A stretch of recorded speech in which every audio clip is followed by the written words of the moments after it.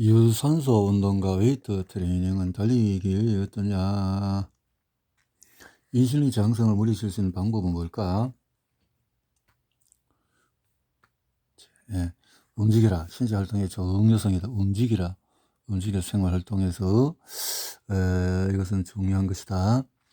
그래서 사용하지 않으면 사라진다는 결과는 인슐린 민감성과 신체 활동에도 적용이 된다. 인슐린 저항성이 생길 가능성은 덜 움직일수록 건강한 사람도 며칠이나 몸을 움직이지 않으면 인슐린 저항성이 눈에 띄게 나타나며 나이가 들수록 심화된다. 단 일주일만 몸을 많이 움직이지 않으면 인슐린 저항성은 7배나 높아진다. 몇 주간 움직이지 않으면 인슐린 저항성에 장기적인 영향을 준다. 다시 몸을 움직이더라도 계속해서 몸을 움직이는 사람보다 인슐린 저항성이 몇 주간 거의 2배나 높게 지속이 된다. 몸을 사용하지 않는 데에서 생기는 인슐린 저항성은 대부분 근육으로 인한 것이다. 근육을 사용하지 않기 때문에 인슐린 민감성이 떨어지는 것인데 흥미롭게도 인슐린 저항성은 사용되지 않은 근육에 대하여 놀라울 정도로 정확하게 발생한다. 근육에 대해서 저항성은 사용되지 근육에 놀라울 정도로 발생한다. 예를 들어서 한쪽 다리에 깁스해서 움직이지 못하면 그 다리의 인슐린 민감성은 단 며칠 만에 움직이는 다리의 절반 수준으로 떨어진다. 움직이지 않는 근육의 인슐린 저항성을 설명하는 분자 메커니즘은 정말 놀랍다. 움직이지 않는 것은 염증 정도를 모방한다. 우리는 염증이 어떻게 인슐린 저항성을 유발하는지 보았다. 몸을 움직이지 않는 경우에도 그와 같은 반응이 일어나는데 사용하지 않는 근육에서는 염증 반응이 늘어나 계속 앉아있던 사람은 식후 혈당 반응이 약 45% 높았다. 앉아있는 것이 인슐린 저항성에 미치는 피해를 완화시키는 간단한 요법은 약 20분마다 자세를 바꾸는 것이다. 예를 들어서 가끔 몸을 풀어주거나 몇 초 동안에 근육을 수축시키는 것만으로도 위험을 줄이는 데 큰 도움이 된다. 당신은 무슨 생각을 할지 나도 안다. 삶에는 걱정해야 할 일이 너무나 많다. 이제는 숨쉬는 공기, 삼키는 화학물질 등도 염려해야 한다. 이 모든 것을 100% 교정하는 것은 불가능하다 하지만은 환경과 습관을 세심히 살피고 개선이 가능한 변수들을 파악하려는 노력은 꼭 필요하다. 공기의 질이 좋지 않은 도심에 살고 있다면 환경 자체를 바꿀 수는 없다. 하지만 초미세먼지를 걸러내는 마스크 착용을 고려할 수는 있을 것이다. 수면은 해결하기 힘든 문제이긴 하지만 좋은 습관을 실천하면 나아질 수가 있다. 환경과 행동에서 개선 가능한 측면을 찾고 주의를 기울이기를 바란다. 밤 시간에 휴대전화를 멀리하거나 공기청정기 필터를 조금 더 자주 교체하는 등의 조치는 하찮게 보일 수 있다. 그러나 이런 작은 노력들이 합쳐진다면 개별적인 조치의 산술적인 합보다도 큰 결과를 낼 것이다.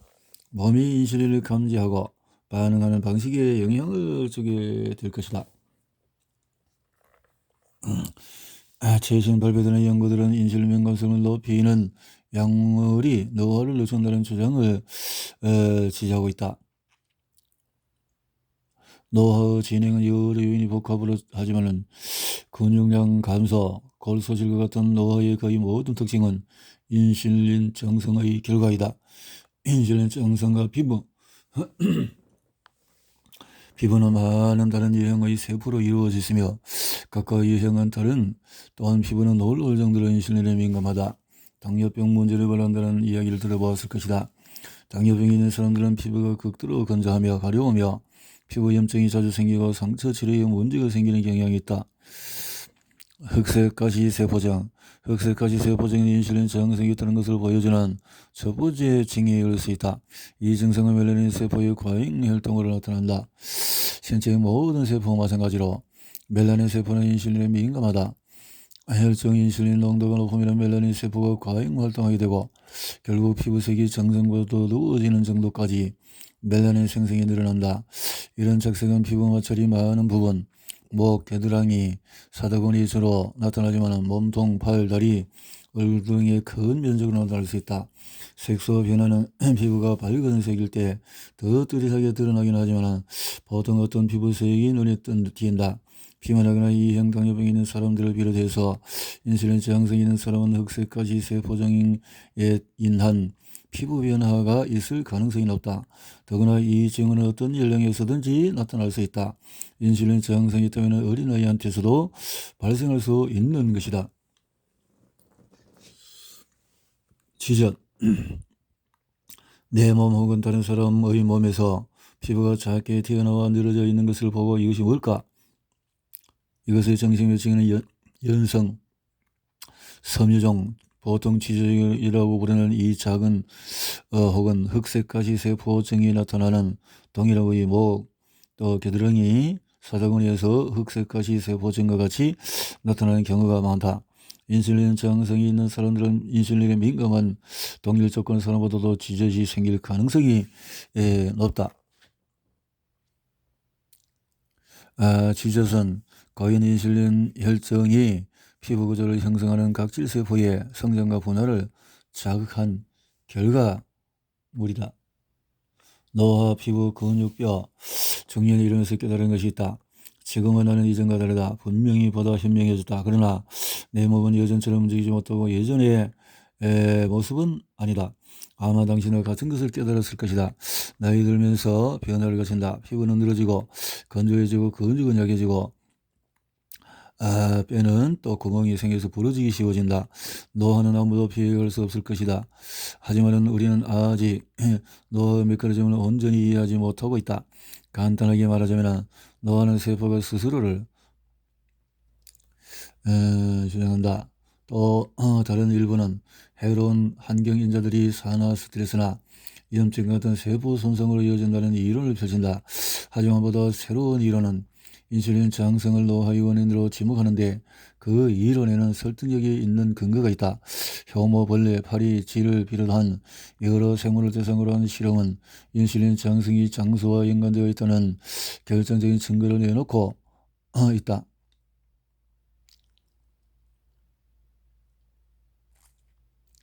이런 생물들의 인슐린 작용을 늦추면 인슐린 수치를 낮추거나 선택적으로 작용함으로써 정상보다 50% 오래 생존하는 것이 확인되었다. 중요한 점은 이 상관관계가 인슐린 신호에 유전적인 변화를 가한 생물에만 해당하는 것이 아니라 인슐린을 낮게 유지시키는 시기를 제공받기만 한 생물에도 똑같이 적용된다는 것이다. 하지만 이런 연구 결과가 인간에게는 적용되지 않을 수도 있다. 노화의 문제나 그 뿌리를 전적으로 인슐린 저항성이 돌리려는 것은 어리석은 일이다. 하지만은 이 이론을 뒷받침하는 결정적인 증거가 있다. 가장 정서는 사람들은 가장 인슐린 민감성이 높다는 것이다. 노화와 저칼로리의 논란은 몇십 년 전에서 노화의 손상 이론을 지지한 사람들은 칼로리 제한 시기가 사람의 수명을 연장시킨다는 생각을 사실로 받아들였다. 가장 결정적인 실험은 인간과 가장 가까운 동물인 원숭이를 이용했다. 2009년 과학자들이 칼로리 제한이 실제로 평균 수명 연장으로 이어진다는 연구 결과를 발표하면서 이 이론에 대한 관심이 폭발했다. 그렇지만 이후 감염과 같은 노화 이외의 원인으로 죽은 칼로리 제한 동물들이 실험에 포함되지 않았음이 드러났다. 이런 원숭이까지 포함하면 평균 수명에 차이가 없었다. 이 이론은 2012년 원숭이를 대상으로 한 유사한 연구를 통해 칼로리 제한의 수명 연장에 효과가 없다는 것이 밝혀지면서 또 한 번 타격을 입었다. 인슐린 저항성이 높은 남성은 연령 인정 체중이 같은 인슐린 민감성에 비해서 전립腺 암이 발병할 가능성이 250% 높다. 그런데 인슐린과 전립腺의 관계는 혈중 인슐린 수치의 상승에서 끝나지 않는다. 이방암과 비슷하게 양성과 악성을 막론하고 전립腺 종양에 흔한 인슐린 수용체가 가득하게 존재한다는 점이다. 여기서 높은 혈중 인슐린, 전립腺 내 인슐린 수용체의 증가가 합쳐져서 강력한 성장 신호를 또 이로 인해서 전립腺이 정상 한계 이상으로 성장한다. 인슐린 저항성, 대장암. 인슐린 저항성은 대장의 대부분을 차지하는 결장과 직장을 비롯한 소화관 하부의 암 발생 위험 증가와 관련이 있다. 또한 결장암을 더욱 치명적으로 만든다. 실제로 인슐린 저항성이 있는 결장암 환자는 인슐린 저항성이 없는 환자보다도 암으로 사망할 확률이 약 3배나 높다.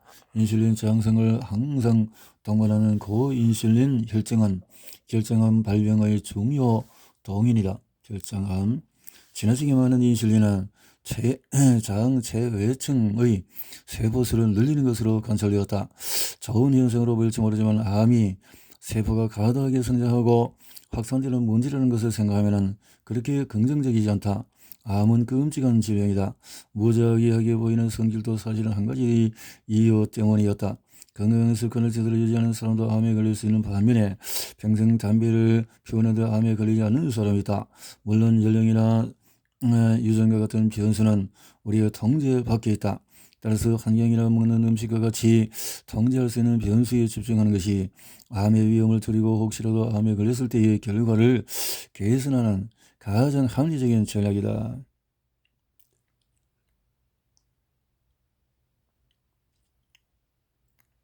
암을 일으키는 다양한 원인 중에서 하나가 인슐린 저항성인 것은 분명하며 다행인 것은 인슐린 저항성 관리가 가능하다는 점이다. 방금 우리는 암이라는 무거운 주제를 다루었다. 자, 앞으로 이 부분에 대해서 논의해보자. 높은 혈중 인슐린이 지방세포에서 인슐린 민감하게 변형된 모든 암세포는 인슐린 추진력 덕분에 정상보다 훨씬 더 빠르게 성장한다. 암과 인슐린의 연관성을 더욱 강조해 보여주는 것이 있는데 암 연구자의 가장 많이 다뤄진 성분은 인슐린 유사 성장 인자인 것이다. 이 단백질은 인슐린과 마찬가지로 신체의 전반적인 성장을 촉진하는 또 보통은 좋은 일이지만 많은 암의 공통된 특성이기도 하다. 이 두 가지 신호, 즉 부도당과 인슐린 조합은 고인슐린 혈증인 사람 암으로 사망할 확률이 거의 2배에 이르는 이유를 이해하는 데 필수적이다. 설상가성으로 유방암, 전립샘, 또 결장암, 인슐린 저항성과 밀접한 관련이 있다. 유방암, 인슐린 저항성과 가장 연관이 큰 암이 유방암이다. 유방암은 미국 여성에서 가장 흔한 발병하기도 한다. 가장 민감하다는 거죠. 인슐린 저항성과 평균적인 유방암 종양은 암이 없는 유방 조직에 비해서 인슐린 수용체가 무려 6배 이상 많다. 이는 이 악성 조직이 정상 조직에 비해서 인슐린과 그 성장 신호에 6배나 더 민감하다는 의미이다. 인슐린 저항성과 유방암의 관계는 유방암 환자 치료 시도 시작된 이래로 오랫동안 일관되게 관찰되어 왔기 때문에 인슐린 민감성을 높이는 약물을 통한 병증의 개선이 그리 놀라운 일이 아니다. 지방조직 자체의 역할도 관련이 있다. 우리는 과도한 지방세포가 혈액 내의 에스트로겐 수치를 높인다는 것을 이미 배웠다. 유방조직은 에스트로겐에 민감하다. 에스트로겐은 유방조직의 성장의 신호를 보내는데 이 신호가 비만의 경우처럼 과도하게 이루어지면 유방조직은 비정상적으로 성장해 유방암의 발병 위험을 높인다. 전립샘암, 미국 남성에게서 가장 흔한 암이며 나이가 들면서 점점 흔해진다. 전립샘암 역시 관계가 있다. 유방암과 마찬가지로 호르몬에 민감한 조직이며 호르몬 신호를 기반으로 성장하거나 소축한다. 테스토스테론의 주된 호르몬 신호이지만 인슐린도 한몫을 남성의 경우에 전립샘암을 걱정하기에 앞서 전립샘 비대증에 대해서 고민한다. 비대증은 나이가 들면서 남성들의 흔한 증상으로 그렇다. 암, 미국인의 사망 원인 중에서 2위를 차지한다. 원인은 다양하다. 구체적인 원인이 무엇이든 암은 세포 성장에 관련된 질환이다. 특정 세포가 통제할 수 없이 증식하기 시작한다. 인슐린 저항성도 이 방정식의 일부이다. 인슐린이 암세포를 더 빨리 성장하게 만들기 때문이다. 인슐린 저항성이 있으면 암세포가 번성할 수 있는 두 가지 주요 구성 요소를 갖추게 된다. 첫째로 암세포는 단 것, 그 중에서 포도당을 몹시 좋아한다. 보통 우리는 세포는 지속적으로 충분한 영양을 공급받는다. 다만 신체는 모든 세포가 무제한 급증하는 것을 원치 않기 때문에 자체적으로 통제 시스템을 갖추고 있다. 건강한 세포는 성장인자라고 불리는 물질의 구체적인 지시를 받기 전에는 영향을 받아들이지 않는다. 신호를 받으면 정상 세포들은 영향을 받을 이유 효소에 의지해서 그들을 연소시키면서 우리 몸의 연료가 되는 에너지를 방출한다. 이런 에너지 생성 과정은 세포 미토콘드리아에서 일어난다. 그렇지만 암세포는 대소의 배신을 바꿔서 다른 방법으로 에너지를 얻는다. 거의 100년 전 독일의 의사이자 과학자인 오토 하인리 버르브르크는 암세포의 대사 연료가 거의 전적으로 포도당이라는 것을 발견했다. 더 버르브르크의 연구는 암세포가 포도당을 분해하기 위해 미토콘드리아를 사용하지 않고 산소의 도움 없이 미토콘드리아 외부에서 당을 분해한다는 것이 이렇게 해엄기성 당 분해를 한다는 것을 보여주었다. 우리는 현재 이 현상을 바로 브루크 효과라고 부른다. 이런 표준에서 벗어난 심각한 일탈로 인해 암세포는 적절한 혈류가 없을 수도 있는, 따라서 충분한 산소가 없는 부위를 비롯해서 몸의 어디에서나 급속히 성장한다. 둘째로 인슐린 저항성이 있으면 혈중 인슐린 농도가 높아진다.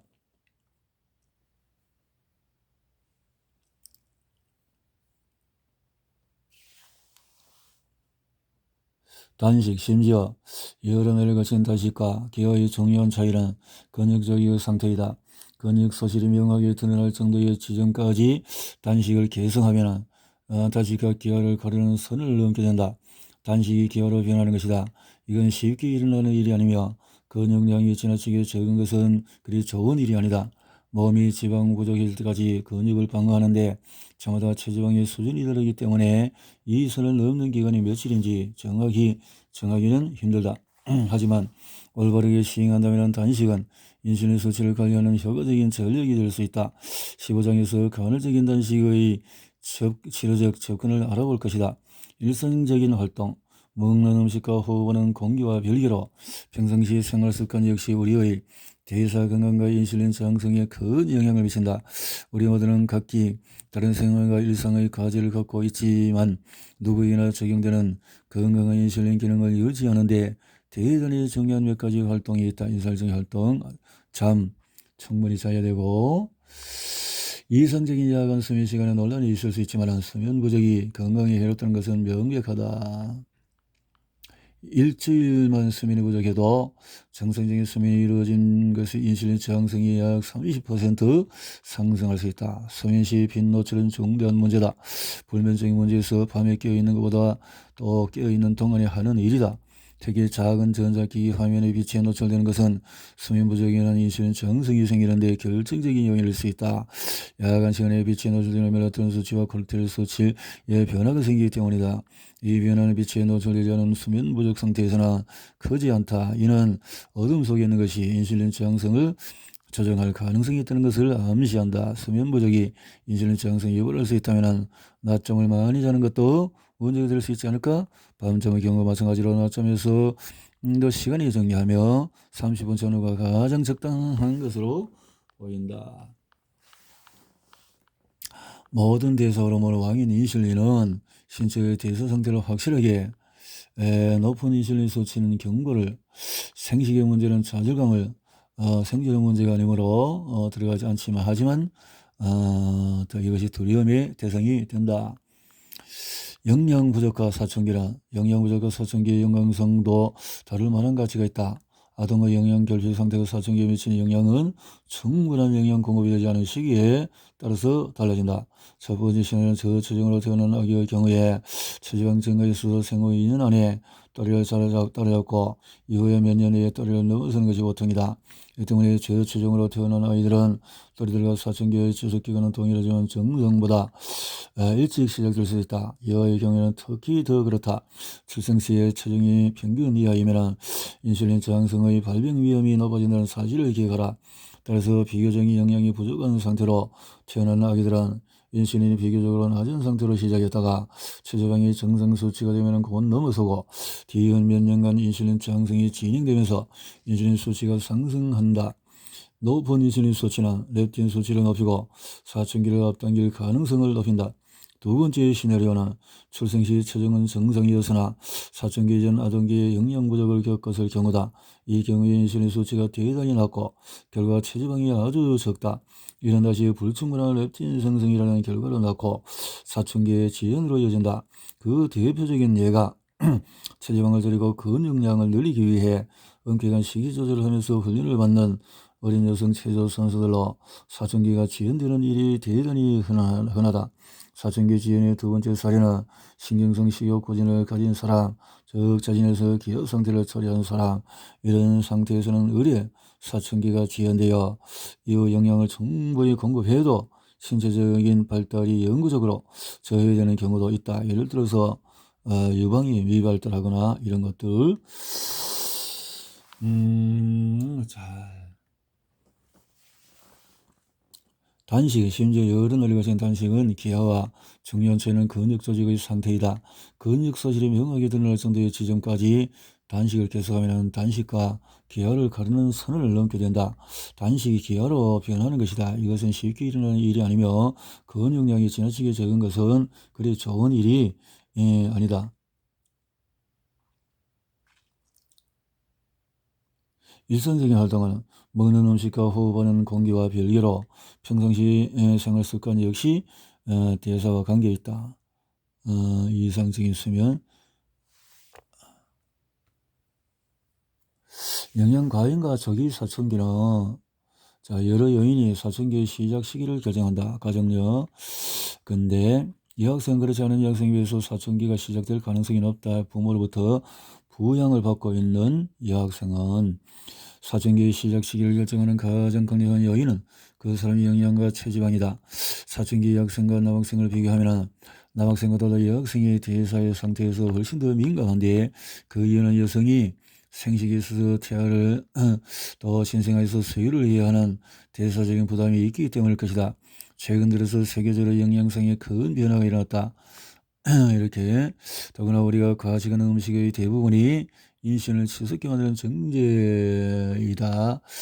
현재 기준으로 정상적인 수준이 시작이면 여학생이 8에서 12세, 남학생은 9에서 14세이다. 그렇지만은 현대의 생활 습관이 이전 세대, 어쩌면은 인간 역사에 그 어떤 세대보다 큰 차이가 있어서 그래서 1800년에는 16세였는데 1900년에 14세로 떨어졌고 또 그 후에는 13세로 현재 평균 연령은 10세, 19세기에 비해서 사춘기의 시작이 거의 7년이나 빨라진 것이다.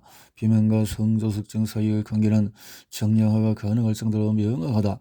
이에서 발생하는 경우에 체질량 지수가 한 단위 증가할 때마다 사춘기의 시작이 약 1개월이나 빨라진다. 체질량에 따라서 성조숙증의 원인은 여러 가지로 측정할 수 있는데 많은 이른이 세지나 플라스틱에서 발견하는 유사 여성 호르몬 에스트로겐에 중심을 둔다. 이것도 영향이 있을 수 있지만 성조숙증에서 인슐린 저항성과 고인슐린 혈증이 여기에는 반박의 여지가 없다. 과다한 인슐린은 과다한 렙틴 생산을 유도하고 이런 조기 사춘기로 이어진다. 치질 다량이라는 염증 반응을 활성화한다. 독소들과 같이 치질 다량류 이렇게 실제로 과체중이와 인슐린 저항성이 있는 사람들의 혈액에서 많은 양이 발견이 된다. 지질다량류가 장이나 폐에서 어떻게 왜 혈액에 들어가는지 알지 못한다. 몇몇 증거는 지질다량류가 지방이나 과당과 같은 특정 영양소를 섭취할 때 장으로부터 보다 쉽게 흡수된다는 것을 시사한다. 설치를 대상으로 진행한 것이기 때문에 결론을 내리기는 충분치는 않다. 지질다량류 방어에 필요한 LDL 콜레스테롤과 지질단백질 운반한 채에는 위험한 존재로 생각되어 있는 경우가 많지만은 지질단백 특히 LDL은 지질다량류 LPS를 정화시키는 중요한 역할을 하게 된다. 구체적으로 LDL은 LPS 결합단백질이라고 불리는 단백질을 운반한다. LDL은 LPS와 물리적으로 결합해서 그것을 간으로 보내고 간을 거쳐서 장을 통해서 몸 밖으로 배출된다. 이것이 LDL 콜레스테롤 수치가 낮은 사람들이 심각한 감염을 경험할 또 확률이 높은 이유일 수도 있다.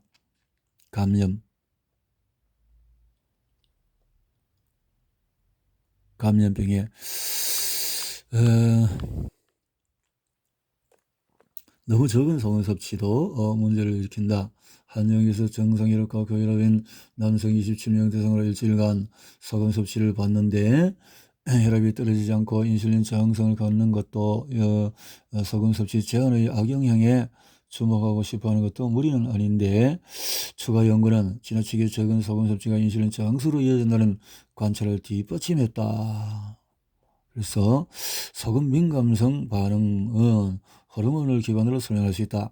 소금 섭취가 줄면 신장은 소변을 걸어서 몸 밖으로 내보내기 전에 소금을 가능한 많이 재흡수하여 다시 혈액을 보내는 과정을 시작한다. 이 과정에서 알도스테론이 작용하는데 이것은 소변의 소금을 재흡수함과 인슐린의 반대로 작용하면서 인슐린 저항성을 유발한다. 이래서 기아 적게 먹는 것도 과체중인 사람과 제2형 당뇨병 있는 사람들이 포도당과 인슐린을 통제하는 데 주로 이용하는 방법인데 근데 이것도 과할 수가 있다. 인공감미료는 다양한 종류의 비영양 화합물을 가리킨다. 이것이 높인다. 몇 가지는 이것을 설명하게 되는데 인공감미료가 진짜 음식에 대한 갈망을 증가시킨다. 라는 거죠. 같은 효과 아스파탐도 그렇고요. 그러나 스테비아, 엘스티올, 나한과 같은 추출물은 영향이 없었다라고 하네요. 나한과 우리에게 영향을 제공하지 않지만 장내의 세균에게는 영향을 제공하는 이런 것들이 감미료가 장내 세균에 영향을 준다. 꼭 나쁜 방식만 아닌 생각을 지지하는 증거가 있다. 이런 변화는 감미료가 일부 사람들의 포도당과 인슐린 수치에 영향을 주고 일부 사람들이 영향을 주지 않는 이유를 설명할 수가 있다. 다시 말하면 모두 이론일 뿐이다. 하지만은 감미료가 장내 세균에 영향을 준다는 관점이 유효하다면은 감미료의 영향은 사람에 따라서 달라질 수가 있는 것이다.